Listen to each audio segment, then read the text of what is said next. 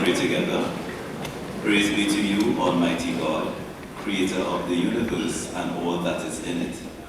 We thank you, O God, for the opportunity which you are giving us to increase our knowledge. May your divine grace enable us to study hard and use what we learn for the good of our fellow citizens.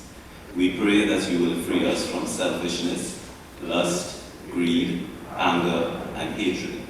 Warm our hearts with love, fill our minds with understanding, and strengthen our will in the face of all difficulties.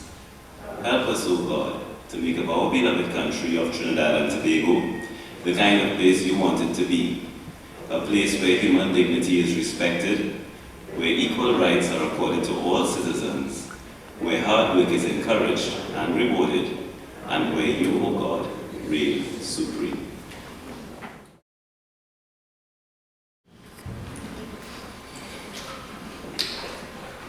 Mr. and Madam Chairperson, Principal, Vice Principal, members of the PTA, President, Old Boys Association, invited guests, students, staff, parents, awardees, and members of the media.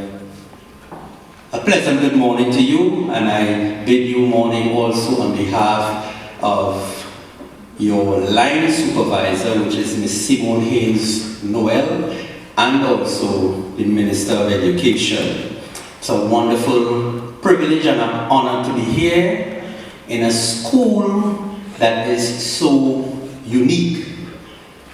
And I hope you all understand and recognize that it is the only male government secondary school in Trinidad and Tobago. You need to give yourself a round of applause.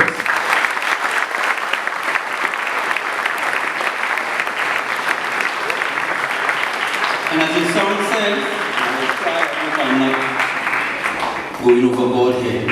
The college is dying.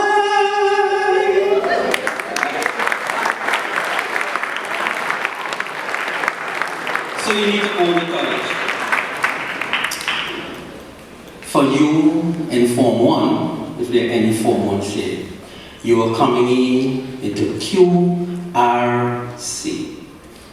You're coming in as quartz, and you leave as rubies from this college. Get it? QRC.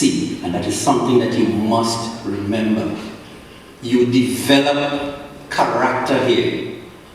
I have known your principal for quite a long while, and I know that he has been at the helm and he has been doing a wonderful job. Parents and students and teachers, put your hands together for your principal.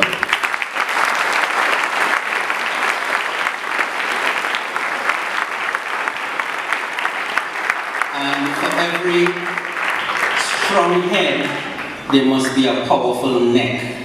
And so your vice principal also deserves a round of applause.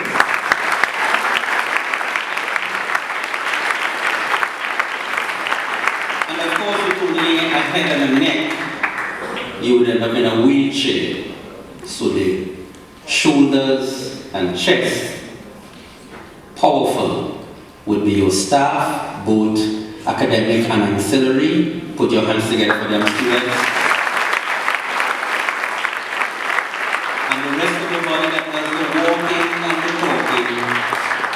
And all of the manual work will be you students, but you could not have achieved what you have achieved without proper backing. And so students, I invite you to do something that may be considered very rare, but I invite you to stand, all students. I invite you to stand. This is students. I want you to turn and face where the parents are and give them a lusty round of applause.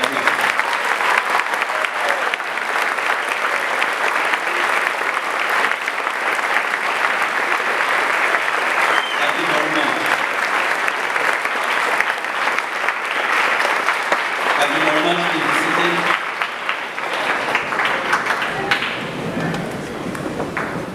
and the parents thought they were getting away. Parents, it's your turn to stand. So parents, I'm inviting you to stand, and I want you to give a round of applause for these students that listen to you, work hard, and have achieved today and have been rewarded.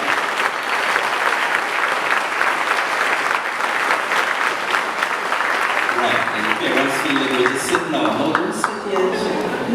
Parents, I want you to turn and face the teachers now and give the teachers a hearty round of applause.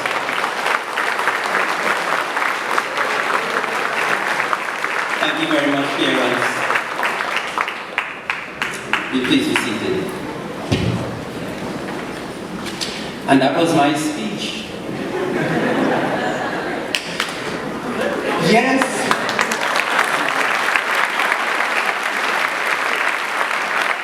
All I can say is that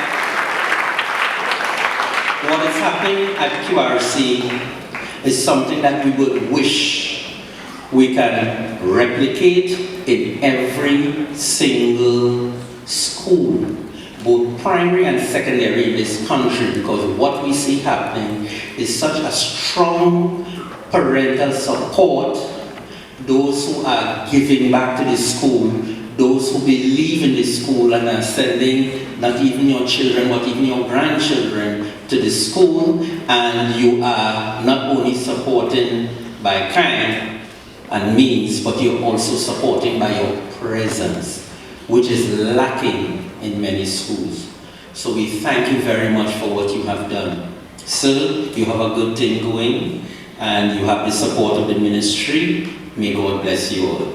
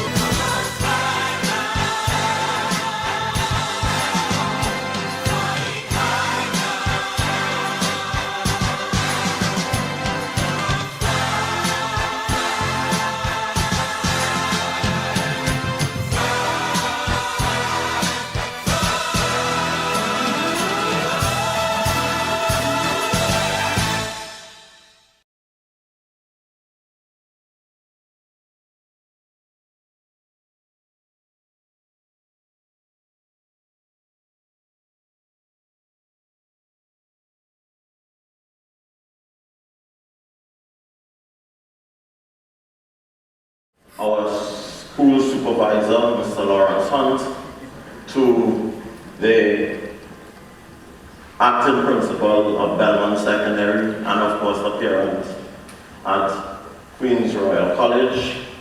We want to say a very special welcome to you coming back in that capacity. Ma'am, I want us to give her a very special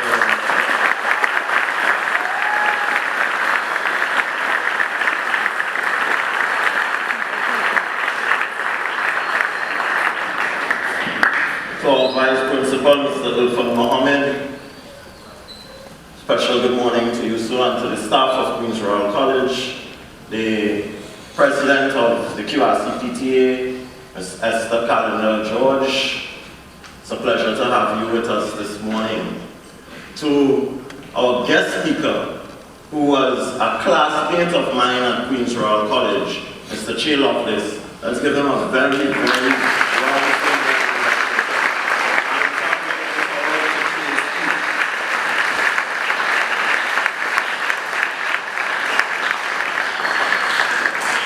representatives from the QRC OBA, the QRC Local School Board, of course the wonderful staff at Queen's Royal College. to the parents and well-wishers, and definitely to the stars of the morning, the gentlemen of Queen's Royal College, a very special good morning to all.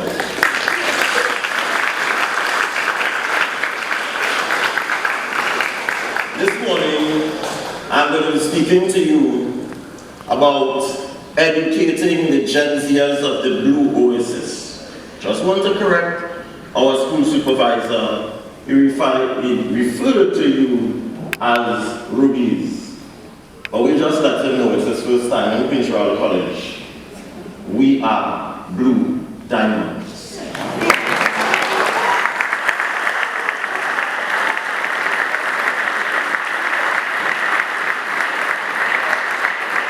I listened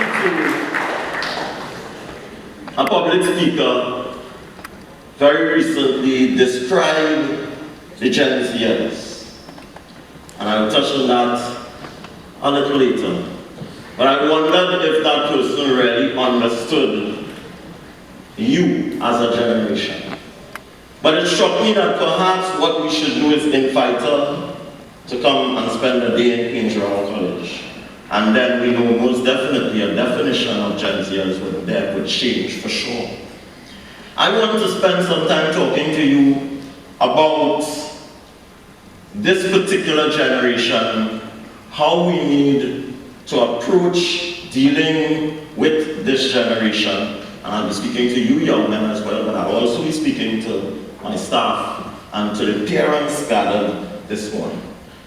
I have a very special presentation. It's going to be different, it's going to be lighter. Recently, a group of us visited Dubai, and it was a wonderful experience. And while there, I thought, how do I make this trip to Dubai benefit the students of Queen's Royal College and the staff of Queen's Royal College? And what I decided to do is to look at what we experienced in Dubai as a sort of backdrop, to examine some of the things that we can take away as an institution to crystallize the product that we are accustomed delivering. I know insofar as Queen's Royal College is concerned, sometimes we are described as cocky and overconfident. But you have to believe in yourself. And we know that when it comes to excellence, we are the whole blinking market. So don't let anyone ever cause you to doubt that. So I'll begin. Once ill, most of us visit a doctor in the face of a pending lawsuit, we lawyer. It is only the educator, especially the teacher, that is never consulted on educational matters. I wondered if that person was talking about the Gen Zers had chatted with a teacher.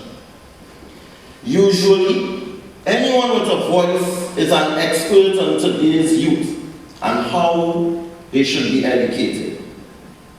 Yet, it is with the teachers that young people spend most of their time. And I want to talk to the parents here. I don't know if you all recognize that we play a far more influential role in their lives than you do, because they spend more time with us. So that is something that you must consider. Yet, we tend to ignore the teacher. Recently, I listened to a speaker in public describe the Gen Zers as uncaring, selfish, privileged, spoiled, lazy. Hear what she said? They don't work, they don't read, they don't even watch a movie. Is that you? QRC students, is that you? No. Is that you? No. Perhaps she doesn't understand that you don't have to sit behind a television to watch a movie anymore. That I could be speaking to you and one of you could be watching a movie right now. I don't know. Because you can stream that live. What we need to understand as the present generation is that all generations are different and they do things differently. You know, those descriptions I heard my mother refer to me when I was growing up. I don't think there's a generation that you cannot describe as such. So I ask, is this an accurate assessment? Who is the Gen Z here? Ones born between 1997 and 2012, you fall into the Generation Z. They have been undeniably shaped by the recession of 2007 to 2009 and now by COVID-19. The iPhone and the iPad are their comforters. They are technologically savvy. They are risk takers with a heavy focus on the acquisition of skills. Social media is their language. The digital world is their stage. They are unbothered by traditions and boundaries as they shift gender norms and seek sex or gender options other than man or woman. But that's a fact. Titillate their fast twitch brain cells which thrive on spontaneity, and you have another. Boredom, and you run the risk of being blocked or unfriended into the realm of irrelevancy. This, ladies and gentlemen, is your son or guardian, and this, teachers, is your student.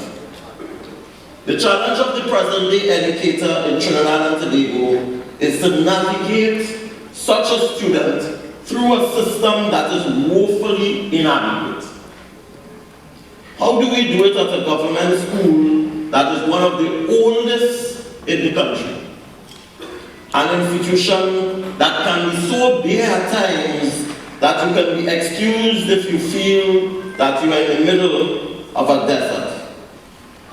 QRC is a cramped space, pleading and yearning to spread its wings as we jealously look at lands earmarked for us, used by others, as we choke in the heat of the Westmount. Illegal roofs, antiquated electrical outlets, outdated equipment, and limited curriculum all suggest that in the circumstances, this phenomenal staff continues to excel as they strive to educate the most challenging generation yet. And though Mr. Lawrence did it as principal of QRC, I want to do it. I want all students and parents to put your hands together for the wonderful staff.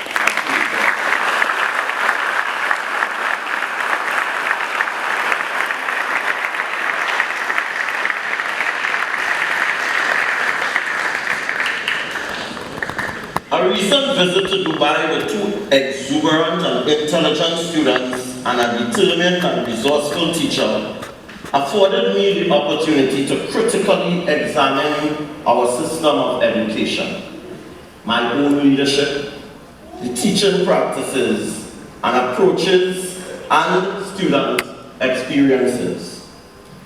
Doing so against the backdrop of a country that is so different to ours made for an interesting mental journey, one where jealousy and frustration jumped to the fore. And I must agree, when I went there and we looked at certain things, I felt jealous. And that sometimes I felt the frustration that we have to feel when we operate with what we have available to us in Trinidad and Tobago. However, as I thought about it some more, these emotions were quickly replaced by creativity and hope. I felt that we were in a place that we could learn from and we could be resourceful as we move forward at home. This trip to a place where new religions, social and economic experiences are waiting prompted me to examine a model, but I wouldn't say it so much as a model. I would say some major pointers that we can take away and look at in Queen's Royal College as we seek to continue producing excellence. I'm of the view that if we can take some of these pointers away, we can unlock more of the endless potential that we possess at 19 Maraval Road. And what we're going to do now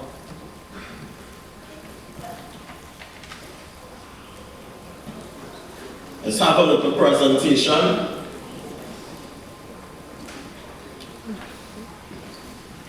And you are going to see in the background the location of Dubai. What I'm going to do is to just give a very brief history so that we can understand this place that we know as extravagant. Whenever we think of Dubai, we think of it as a very beautiful and a very extravagant place. But I want us to understand that that is the final product that we look at.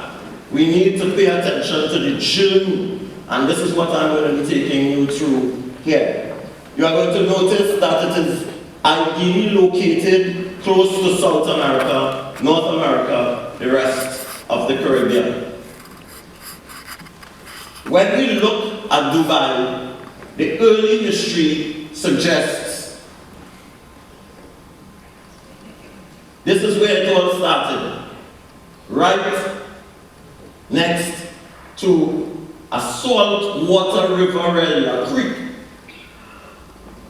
And a very beautiful country with all the skyscrapers that we know, this is where it started. A 6-mile saltwater river. You had the fact that it was settled by the Bufalasa tribe with the Maktoum family in charge. Later on, we are going to see that he is going to liberalize certain aspects of it. But when Dubai started off, they were a fishing community. Later on, what would bring some degree of wealth to them is pearling. They died for pearls, and they got a great deal of wealth from pearling. However, the pearling industry would eventually collapse. When the pearling industry collapsed, what they did is they went into, because of their geographical location, a re-export business port. So what they did is they had goods coming into their port, and they then shipped goods to all over the world. There was a liberalization of the taxes, so there were tax exemptions, which prompted traders to come to their particular area. That would eventually fade, and luckily for them, they would come upon oil production, just as Trinidad and Tobago did. But unlike us, instead of becoming so engrossed in corruption and wasting our oil money, what they did is they re-expanded and they invested very, very heavily in the infrastructure of their country. So what they did is they built a network of roads and they began the real estate industry. Eventually, just as with us, oil would finish. When the oil finished, because they had invested so heavily, they were in a position to depend on tourism. With their beautiful buildings, etc., they further liberalized some of the things, some of their rules and regulations, and they attracted a number of tourists. They would eventually become the real estate capital of the world, and that is what we know them to be now. I talk about tourism, as I said, we're going to share and we're going to live vicariously through those of us who were able to visit. What some of the things that they did. This is an aquarium, a very large aquarium in the middle of a mall. Right? So that you can see so many things going on right there. If you look, you are going to see business taking place where they collect their monies and individuals are able to go into a space that allows them to view the animals, the fishes, etc., far more closely. What I want us to understand then is that things don't just happen like that. At Queen's Royal College, we need to understand that as we go along, things will collapse. But we must be versatile, we must be adaptable, all right? We must be resourceful with what we have, with a vision in mind. Certainly these people had that particular vision in mind. With that vision, this is what modern day Dubai looks like. We must understand that they didn't reach this point without their trials and their tribulations. And we at Queen's Royal College, we are going to face those trials and tribulations. What we must do though is we must have a vision as to what we want to achieve. And we must invest our time, our efforts. We are not here to listen to those who don't understand anything and speak about how many scholarships were won, etc. Today we're going to celebrate 2 of our scholarship winners. In the last academic year, we were unable to win a scholarship. That is not going to faze us because we understand what we do at Queen's Royal College. And no newspaper, nobody, is going to let us feel less than we are in terms of what we have achieved and what we continue to mean to the well-being of our country and this universe. So, the takeaway from this is being able to adapt, to be versatile, and to regenerate, re-engineer ourselves. And that is what Dubai was able to do. How are we going to do this? What do we need to do at Queen's Royal College? We need to dream. And we need to dream big. Do not be daunted. I always remember a quote that I came across. Impossible is nothing, said the child, until the adult showed up. I want you to think about that. There are many of you that will have very big dreams. Do not let anyone put you off. If your parents are telling you something that is not in line with that dream, don't listen to them. If your principal is doing so, don't listen to him or her. If your teachers are doing that, do not listen to them. Listen to what drives you, and whatever is your dream, you go out and pursue it. Allow nobody to throw water on that fire and that passion. It must begin with a dream. The American Civil Rights Movement certainly would be transferred to the backs of others, people like Harriet Tubman. It would be transferred to those individuals. But the dream that Martin Luther King had is certainly what started it and pushed it in another direction. What you are seeing behind you is a visit that we made to a school in Dubai. Now in that school, there were 3 different sections. There was like a preschool, a primary school, and a secondary school, all housed in one. Now here's where I spoke about some of the frustrations, of course, because if you look at it, you are going to see that those blue items at the bottom there, those are lockers. Something I would dream about in Queen's Royal College.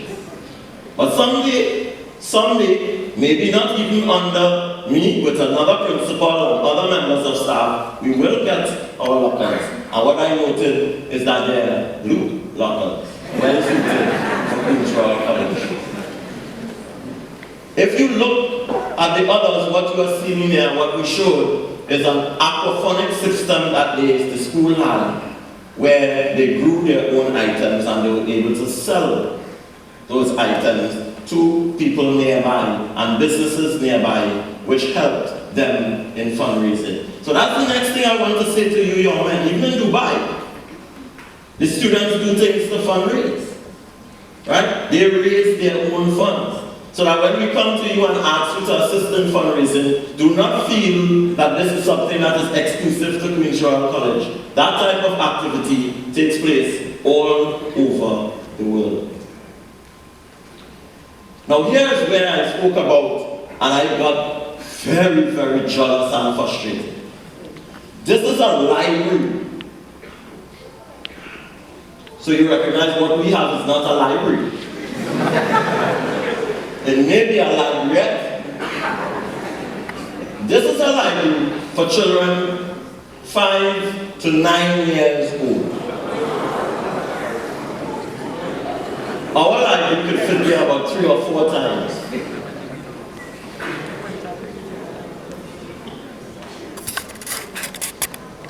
Right?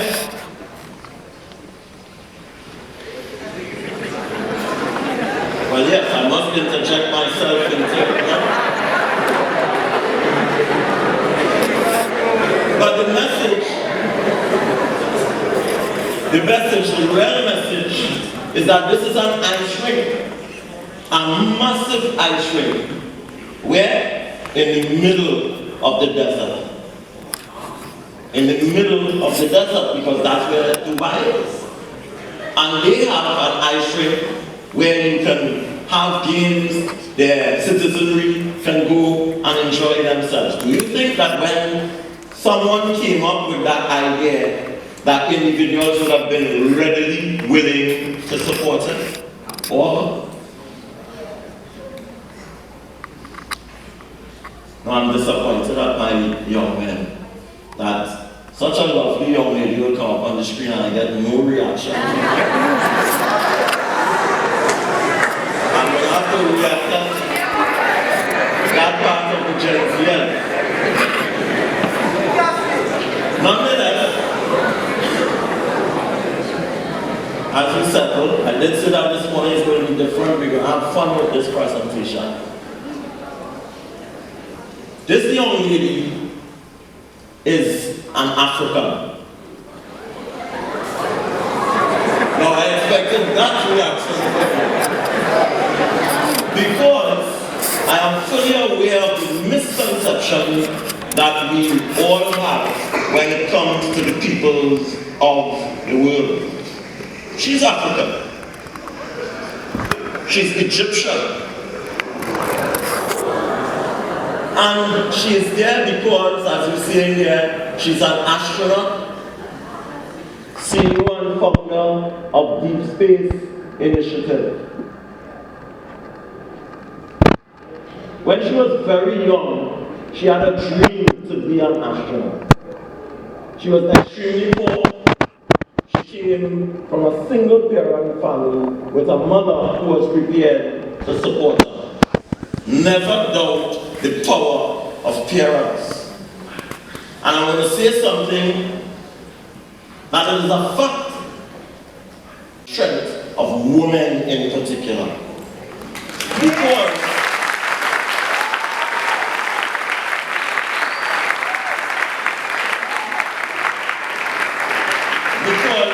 it is factually proven that most single-parent families are led by females. And her family was led by a mother who encouraged her to live that dream. Now, her mother did not know how this was going to happen, but by the grace of God, the Beauty and the Beast,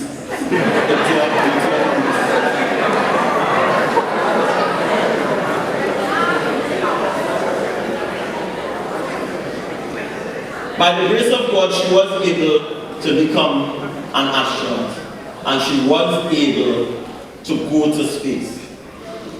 And that is her standing up, as she explained to us, as a picture of our Earth taken from space. We don't know her, you don't know her, We don't know where she is, but she's a dreamer. She never gave up on her dream. And that's a lesson you should learn. Put your hands together.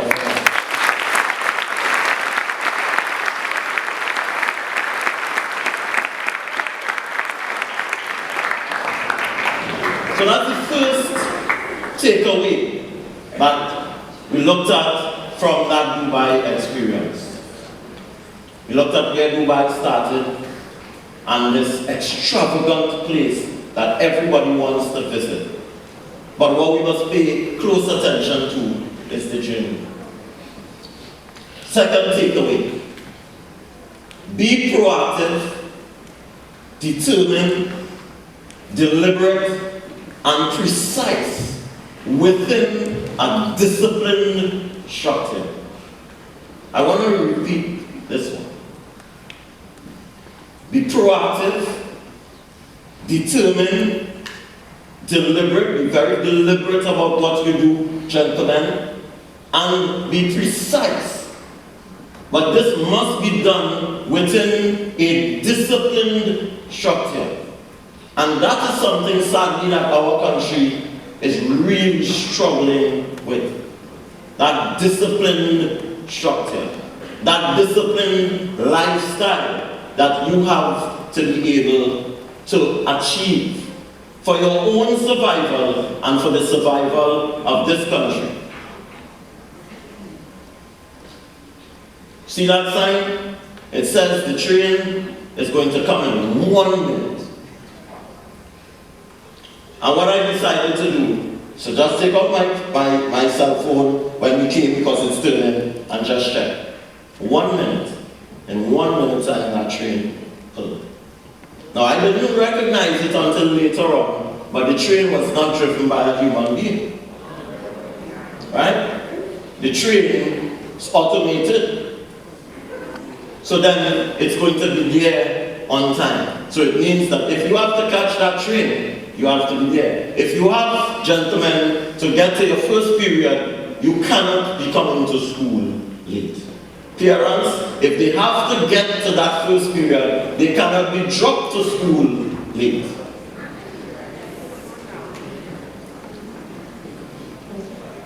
What is above there is just a map in the train which clearly gives you where you are going. That is in every train, every carriage. The picture you are seeing here is a picture of the floor in the train. Yes. It certainly is not a picture of a floor of a classroom at Queen's Royal College. That's a picture of the floor. That's another picture of the floor. And this is what a sort of panoramic view looks like. Now what struck me and struck us as we visited there is it did not matter whether you took a picture like this before the rush hour or after the rush hour. This is how it remained throughout. That is discipline. That is operated within a disciplined system. Now don't get me wrong, I am not saying that Dubai is the perfect place. We all know about the oligarchy that runs some of these Islamic countries. There are pros and cons to every system. What we are looking at are some of the things that we can take away from them at Queen's Royal College, and certainly as a nation. Yes, fellas, they have rules too. They have rules and regulations. So this is on the train. No drinking, no eating or drinking, not even water. Because I think the feeling is, once we encourage it, even if it's water, it's going to graduate to something else. And you believe, when you want to believe something, that in my stay throughout, I constantly kept looking to see if I would see people eating or drinking. I saw 2 people in my entire stay. A very young girl and an American tourist. You No wonder they end up in jail in these places.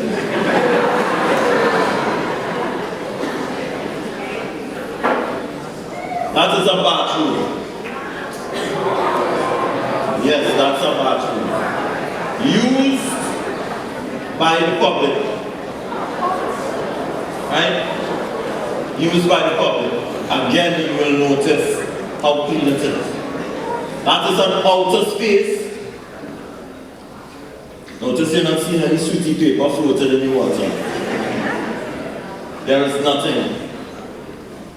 The cleanliness is something that was awe-inspiring. And it is something that we can achieve if we are prepared to operate within a disciplined system and network. This is outside on the street. So we are driving in a bus, and I am thinking about what I'm going to say at Achievement Day. And of course, you look and you see how clean the place is. This is something, parents, let's try and see if we can start with their rooms at home. And let's see if we can then transfer it to the classrooms at Queen's Royal College and the spaces that they use. The next takeaway that I want to bring to you, especially your generation, but I think you'll understand that, is the need to be creative and different. Creativity, in many instances, makes you different. There is nothing wrong with being different. Do not make individuals make you feel that something is wrong with you because you are different. Understand sometimes that being a genius, unlocking your full potential, is going to separate you from the rest. And when we really saw that difference and their creativity with them was in their architecture, it is totally different. It is beautiful, mind-blowing. That is what their metro station or their train station looks like. So that's from the outside. That's one of the most expensive hotels in the world. It was built in the sea.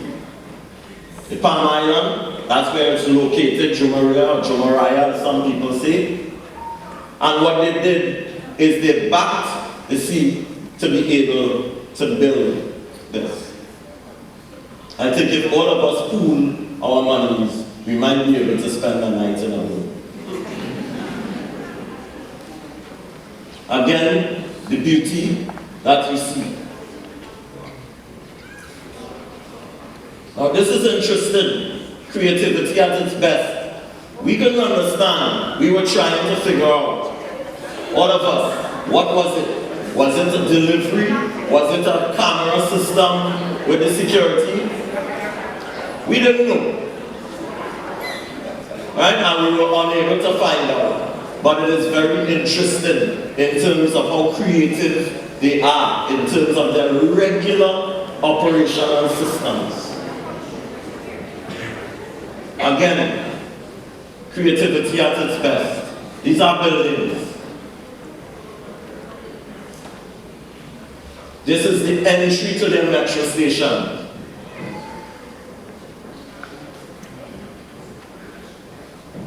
Buildings, all part of the beauty that we were able to witness. And then as I draw to a close, it makes no sense working hard and operating in a disciplined system if we aren't able to enjoy life. I sometimes say to some of my teachers, even some parents, that I think we forget when we were young. mean, it's easy to forget when you're young, when you're my age. But life is to be enjoyed. Life is to be enjoyed by us, even at our age, far more our Gen Zers. They are not supposed to have many of the worries that they have on a daily basis. They are not sometimes to have the responsibilities that we place on them as adults. We make children, and then we give our oldest son to go and pick the children up. Since when that was his responsibility? Enjoy life. When you look at that smile on Ms. Mackenzie's face, you understand what enjoying life is all about. These are our students. This was their day. There was a day when the students were the stars and they were able to present. And that's the other thing. We must always understand to create a space and allow them to shine. We must remain in the background. Our time has gone. This is their time to shine. This is the gathering of students from all over the world. And I want to make this point at this juncture. Academic excellence may be achieved in a classroom. Real education happens within and outside of the classroom. Always remember that, gentlemen. Always remember that, teachers and parents. Enjoying life. Continuing of enjoyment of life. And here is where these individuals were able to meet ministers from the country and have a chat about some of the topics that they went to Dubai to discuss.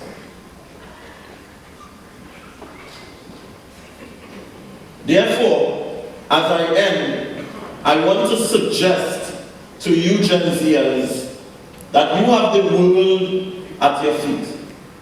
Make use of the technology that you have available and ensure that you are successful. Remember, here at Queen's Royal College, that excellence runs in your DNA.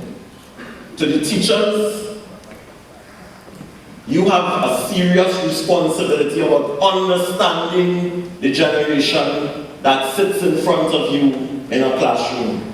They are different. They are way different from you. You must seek creative ways in which to reach them. How many of us as teachers incorporate TikTok as a means of communicating with our students? We have to change the way in which we communicate. TikTok, do you know that many financial institutions are spending a lot of money right now in the R&D department to try and see how they can incorporate TikTok and these other means of communication to draw in the younger generation to their institutions. If they do not do that, those institutions are going to fail. Language is not static. How you communicate and how you reach people must change. And if you are not able to adapt, you are going to perish. It is proven that, and that is exactly what I am doing today. I'm not standing up behind the podium reading a speech. It is proven that individuals are prone, 22 times more prone to remember a story than a fact. Teaching has to change into storytelling. It has to be incorporated. How many of us use humor in the way that we communicate? As teachers, as educators, we need to take a very serious look at how we do what we do. And parents, that applies to you as well. It is impossible to continue parenting this generation in the way that you have grown up. They are different. Times are different. We are no longer in control of information. Information is readily available to them. Therefore, we need to change if we want to ensure that they are successful. Because as we always know, greatness and excellence runs in our blood. It is in our DNA. Magnum est, QRC.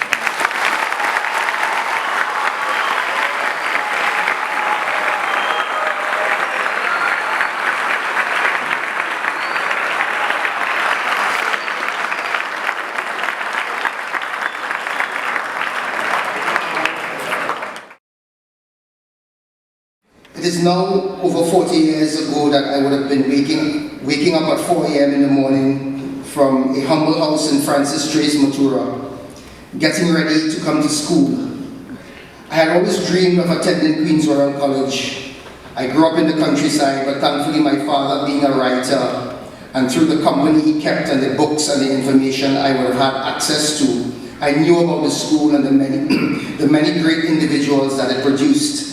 I knew straight away there was no other school for me. I aspired to be at QRC when I shuffled my way through Matura Government School, and then for a brief stint at a little private school in Sangre Grande, run by some Irish nuns. It was from there that I sat common entrance and somehow made my first choice, QRC.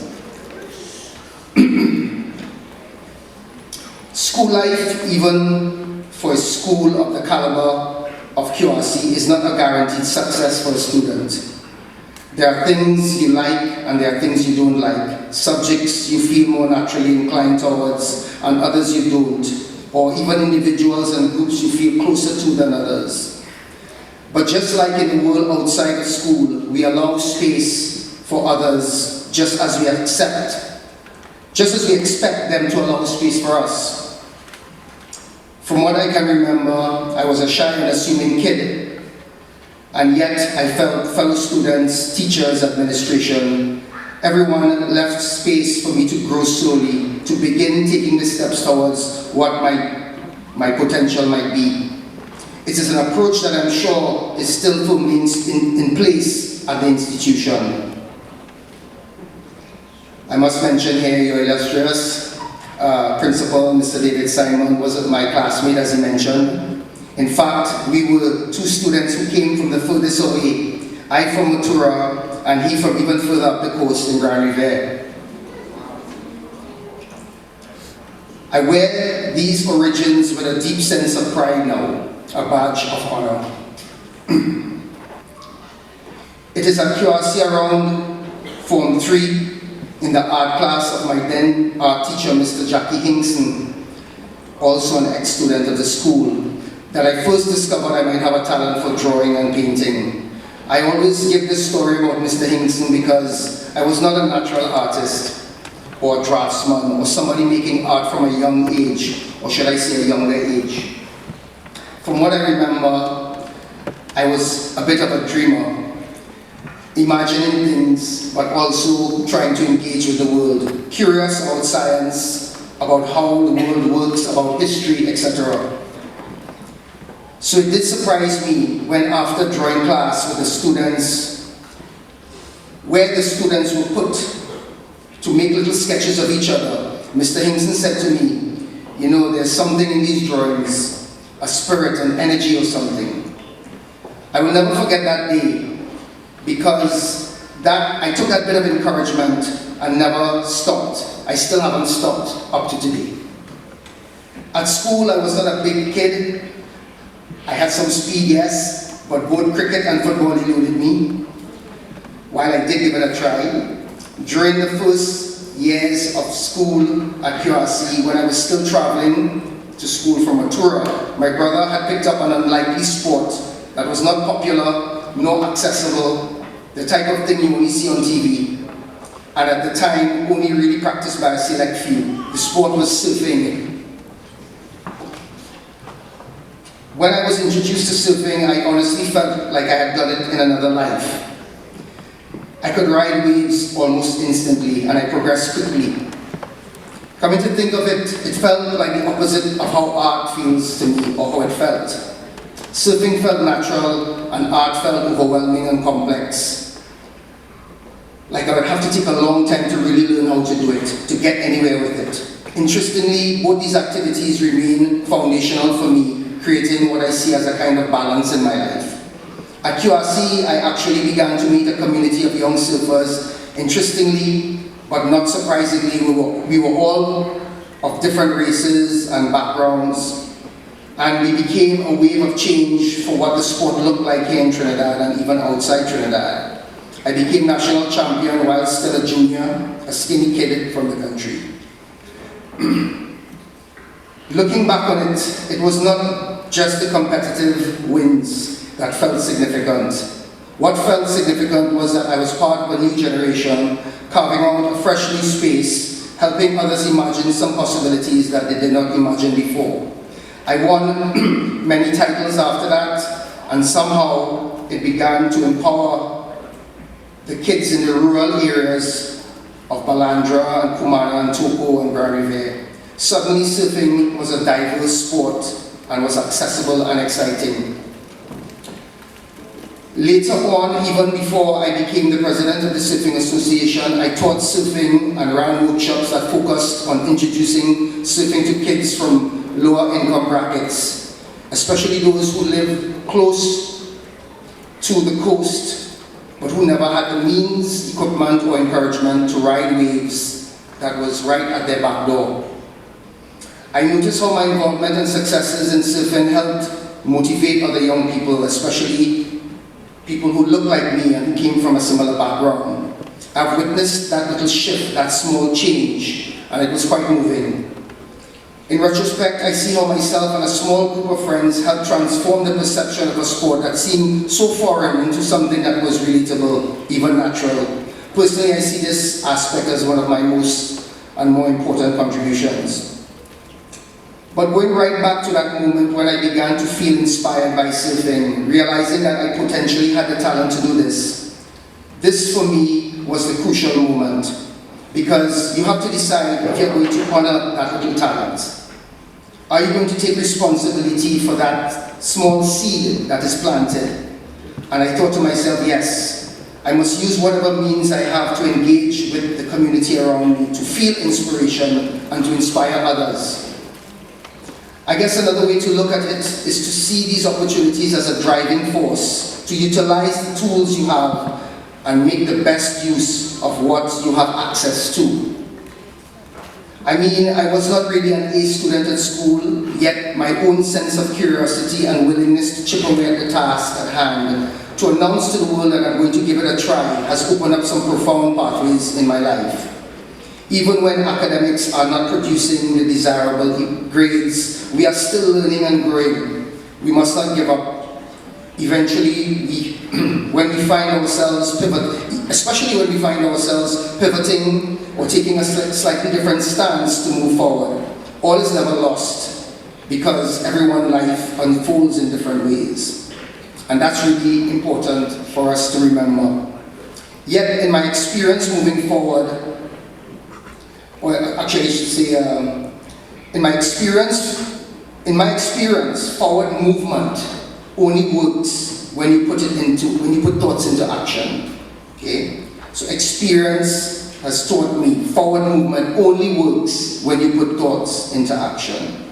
The most important thing is to always do something rather than sit back and think perpetually about what your life is or is not. I know because I myself have fallen into this trap before.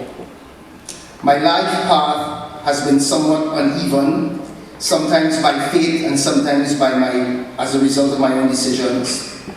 A few times I have cut my schooling short, believing I had a better plan. Many times that backfired, and some of those times I had to wrestle my way back onto my path. For example, I left QRC at 5th form, supposedly for a year off, to get some support for my surfing career and try to travel and compete. And I did that for a few years, spending time in California and the East Coast, around the Caribbean and Central America. During my travels at that period, I always moved with a small set of paints, a couple multimedia paper pads, and at quiet moments at night, I would get up off the sofa I was crashing on and move the colors around and make little pictures. Somehow in the back of my head, I was planning, dreaming that I could be an artist. So after competing for a few years, I decided in earnest to try to become an artist. I needed to go back to school. My parents did not have the financial means for me to get to an art school in the US or Europe. So on the suggestion of a friend, I went to the Alliance Française here in Port of Spain. They told me about a school in French, on the French island of Martinique that offered tuition, free tuition, once accepted. Funny thing is that the 2 years of 6th form that I skipped here at QRC were a necessary requirement for entry into that school. I had to pivot and try to save what might now have seemed like not the best decision, not doing 6th form. In the end, I was advised to meet a representative from the Culture Ministry in Martinique who was coming to Trinidad for an exhibition of none other than Jackie Hinkson, my QRC art teacher. The Alliance Française were hosting an exhibition of his art. And there I went with a stack of photographs of my paintings to give to this representative, asking her kindly to please take the photos back to Martinique and give them to the admissions department at the school. And remember, this was before email or any digital communications. Our tools looked very different back then. Almost 9 months later, a telephone call came in for me, definitely not on a cell phone. It was the school. They were willing to accept me. Really though, looking back on it, it really must have been the tenacity of my pursuit that bent these opportunities towards me. Because after I gave the stack of photos to the culture representative, I did not sit back and wait for a call. I immediately got back to learning to try everything.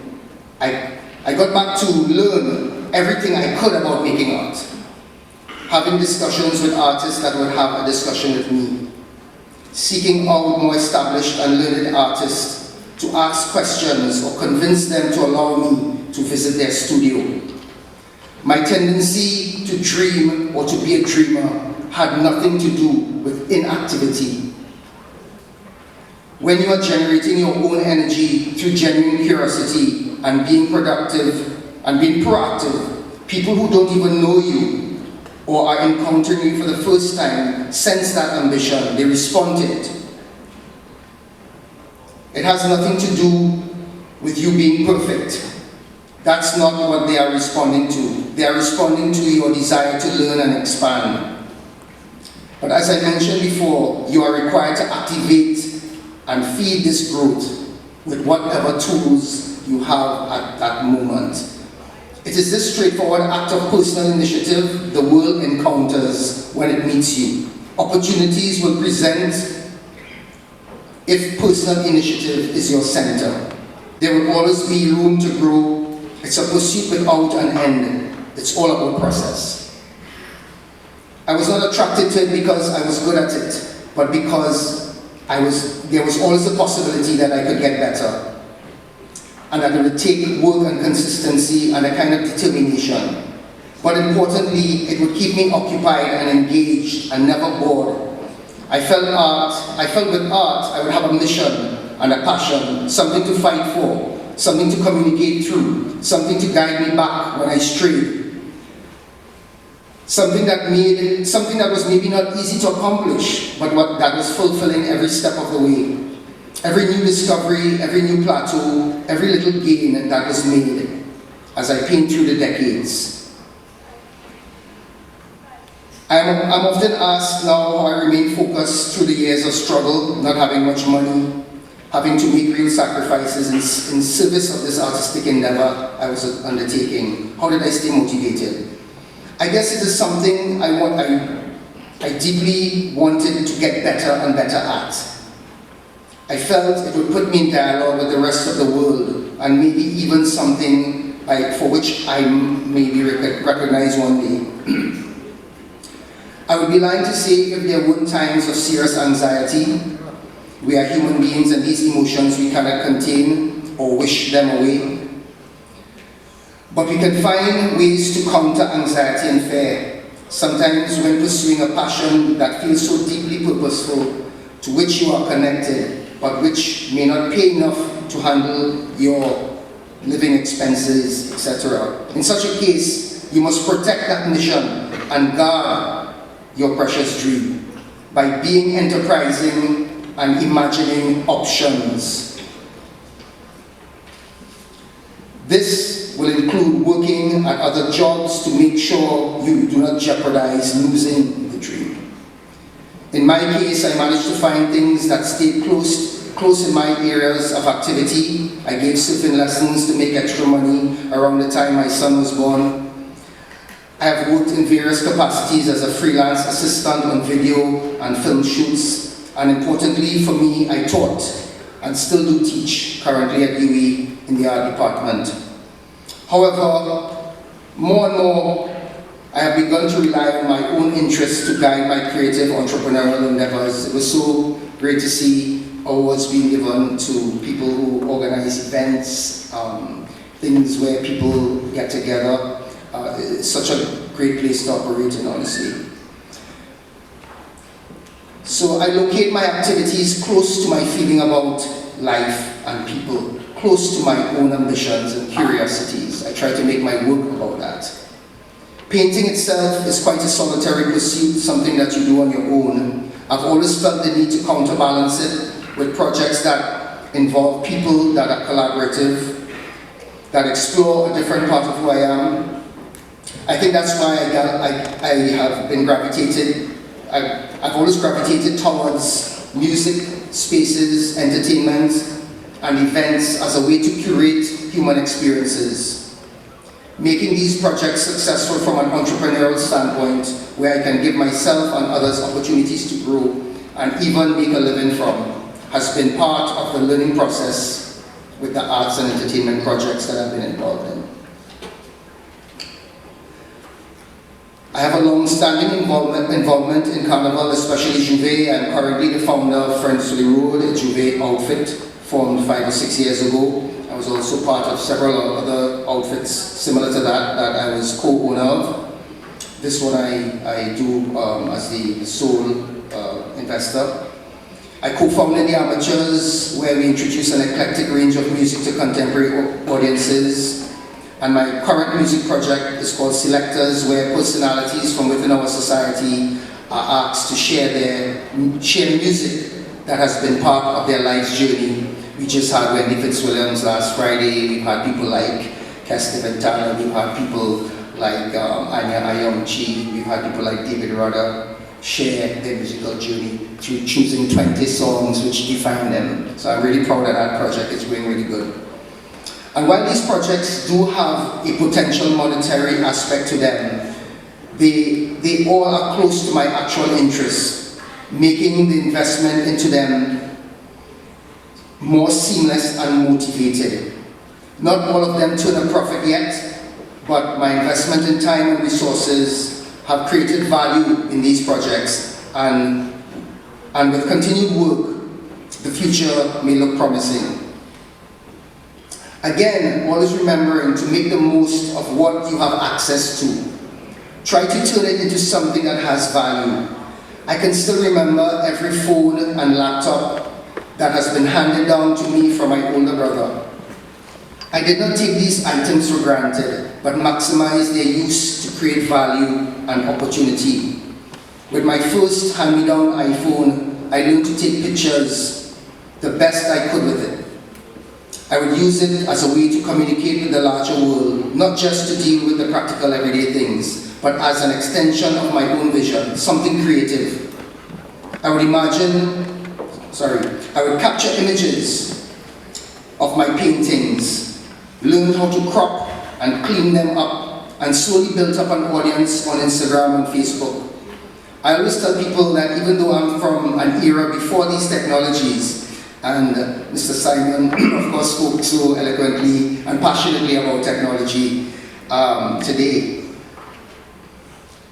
Even though I'm not from an era of these technologies, these digital platforms and ways of communicating have played a central role in how my career, especially in art, has unfolded. This happened by me remaining curious and using whatever tools I had access to further my own voice in the world, to present my own qualities. Little by little, it takes shape. It must be said that everyone's career path and life path may look different. My career path has been a long arc. Maybe it was meant to be like this. I've always seen myself as a slow, steady learner. I felt this intuitively while in younger years. I struggled to accept the knowledge. I struggled to accept that the knowledge I wish to possess may take longer to happen than I would want. As I matured, I began to see it in a different way. That in fact, with this slower pace, every step I make was a more solid step. Every step forward with more awareness, more information, more accumulated experiences under my belt. It also meant that I have more time to experience the journey, to relish the process. I have to say, however, I'm happy and grateful that in the last few years, there has been enough evolution in my circumstances where I am at a point in my life that art has become not just my main passion, but the vocation that affords me the opportunity to share more, expand more, help build a larger creative community, invest more in the society I'm from. The important thing is that achievement is not static. It is a dynamic process, it never stops. Every achievement gives way to a new challenge, and that challenge has to be faced by consistently applying yourself to a practice. I don't see my successes in art over the years as the top of the hill. I see them as a step forward, a new beginning, a journey to embark on once again. To use the knowledge accumulated so far to create something beautiful and meaningful once again.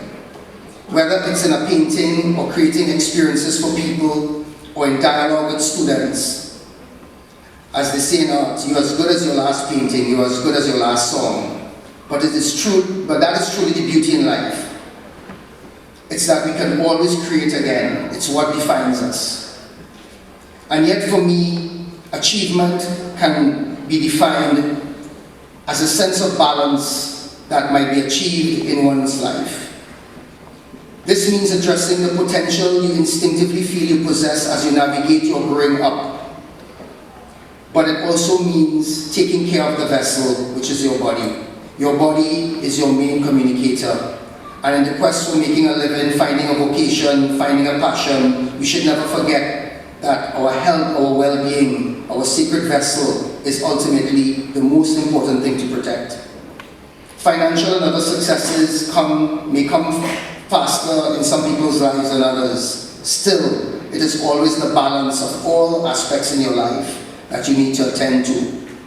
I am still an avid surfer. I feel good now as I did in my 20s and 30s, at least in my head. I'm 54 years old now. I hope I can keep that going. And of course, if you guys want proof, you can go to the Instagram, Che Lovelace is the handle. And you can see a recent post of me surfing around Christmas time, so current. So take a look and tell me what you think. Achievement does take courage, but more than that, it takes consistency. Even the fact that I am now surfing pretty strong at my age is just as much about consistency and work as it is about talent. I've had opportunities to migrate from TNT to other regions because people have always said, well, it's not easy to be an artist here, and that it's going to be easier somewhere else. I've always decided against the idea of leaving. My feeling is that I'm part of a country, and despite frustrations or things that are not in place or support that is lacking, I've always felt that this is a place I want to be part of building. I guess I've always dreamed of being part of the fabric of building this young nation, while still being part of the larger world. And in some ways, this is exactly what is happening. Trinidad and Tobago is as good a place as any to have a vantage point onto the world. It is as good a place as any to create from. And just to be clear, this is not that I see Trinidad as the ceiling of one's achievement. It's that I see Trinidad as part of the world, in dialogue with the world, not isolated, operating on its own terms. That's the ambition I've always seen for myself, and also what I desire for the country. I mean from right here using new tools of communication that I've only just begun to understand. An old-timer like me has managed to get a considerable amount of visibility for my work and by extension Trinidad and Tobago. Imagine how involved in the world you can become. The truth is, we have so much to offer, just as we have so much to fix and so many things to help guide forward. When you look around our country, even from your young vantage point, you see we do have a culture of complaining and blame. I can speak from the vantage point of someone who has been around for many decades. The challenges we face and the ways they are dealt with sometimes seem to be going in a perpetual circle. I overhear conversations now that I swear I heard already in the 1990s. My personal stance has been to shift away from excessive complaining and finger pointing, and use my energy on doing, even if it means working with a minimum of resources or with humble beginnings. My advice will always be to find yourself closer to individuals or groups or situations that lean towards proposing solutions. Solutions. Align with those who are brave enough to put an idea into action rather than sit unmoved in discontent. Take one small step, one action towards the world you imagine. That is what I've been trying to do, and thankfully I can see some progress being made. So folks, in closing, the world is full of potential experiences, a boundless place. We are all going to be shaped by a variety of factors, and life paths may look different for all of us. But do let your curiosity and intuition help you find even the smallest seed of an interest and work from there. It does not even have to be something you are good at. The arc of learning, whether long or short, will fit into your life as it needs to. This human experience we are having sometimes feels simple and other times extremely complex. The grounding force through it all is to remain curious and active. All else will come. But do not let even a little bit, a tiny bit of this life pass you by. There is so much to do. Thank you guys.